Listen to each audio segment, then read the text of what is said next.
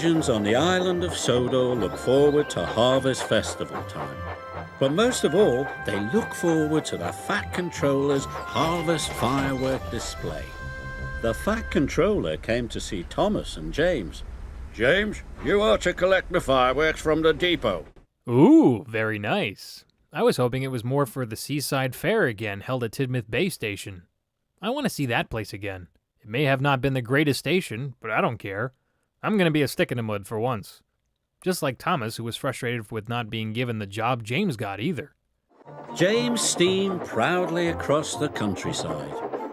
Brightest and best, brightest and best, he hummed happily to himself. He was having a wonderful day. Thomas was still upset when he arrived at the shunting yards. Yeah, he sure looks like it. That could be problematic, though. Usually going to the yards with a bad attitude transfers to the trucks, who then cause trouble. Then again, fireworks are hazardous too. And seeing that James had a train light on fire back in Season 5's Thomas, Percy, and Old Slow Coach, hopefully that doesn't happen again either. The wagons were all ready for him, filled safely to the top with fireworks. James was coupled up with the precious cargo, and he steamed away.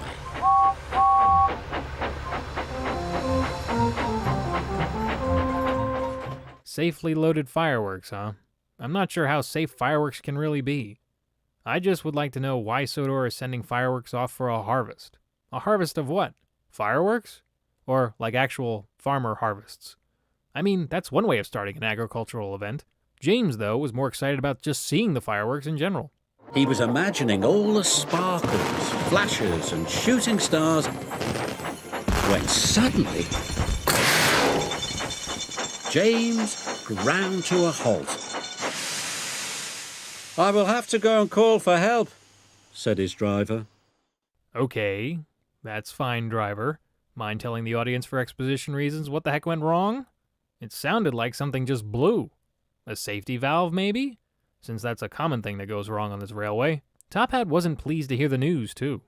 So he ordered another engine to help. One who wasn't expecting it after being denied help the first time. You must collect him, Thomas, and bring him back, or the firework display will be cancelled. Oh, no, cried Thomas. Then all the children will be sad. And he set off to collect James. Huh. That last shot is very reminiscent to Thomas and the Magic Railroad's ending. Anyway, Thomas was right to hurry. He didn't want to disappoint the kids. Neither did anyone else, for that matter. Thankfully for Thomas, it didn't take him long to find James.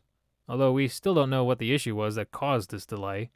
If the fireworks don't get to Knapford Station, puffed Thomas, the display will be cancelled. James didn't want the children to be sad, so he agreed to look out for Thomas. And they set off together.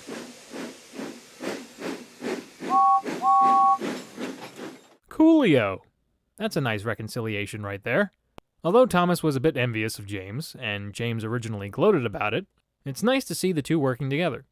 This shows that while they are different, they can make a great team. Although Top Hat had his doubts. Not about them, more their timing than anything else. There was still no sign of Thomas or James. It's very late, he thought. It's almost the children's bedtime. Even Gordon was worried. I'll have to cancel the display, said the Fat Controller. So the disappointed children started to board the coaches. Oh, shucks. For once, things are not looking too good for the ending here.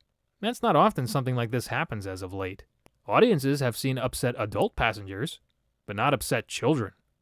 To make matters worse, James and Thomas were stopped at a signal. Then, Thomas had an idea of sending off a rocket into the sky to notify Knapford Station they were coming. He stood well back as it whooshed into the sky. The rocket burst into stars. A sparkling dragon, cried the Fat Controller. It must be Thomas and James. Stop, Gordon, he said. The firework display is back on. Well, look at that. Schmott stinking there, Thomas. That's one way of getting people's attention. Meanwhile, everyone else on Sodor is thinking, what on earth? Who's setting off fireworks at this time of night? Nah, they probably all knew. Besides, as long as the big man's happy, I'm sure no one cares. Good work, both of you. said the Fat Controller. That night, Thomas and James watched the fireworks together. "I think we are both useful engines," said James proudly. "But we are most useful when we work together," puffed Thomas. That is most certainly true. This episode was actually well done, mainly because it made the stakes a little more real in this story and helped the characters realign themselves. I would say learn something new, but Thomas and James go way back with each other anyway. And sometimes you don't learn new things, you just need reminders. James and Thomas have gotten along before. It's just that here, Thomas wanted to do what James was given. And in the end, he did get to do it, but with James too. And without James, he could have not done it on his own.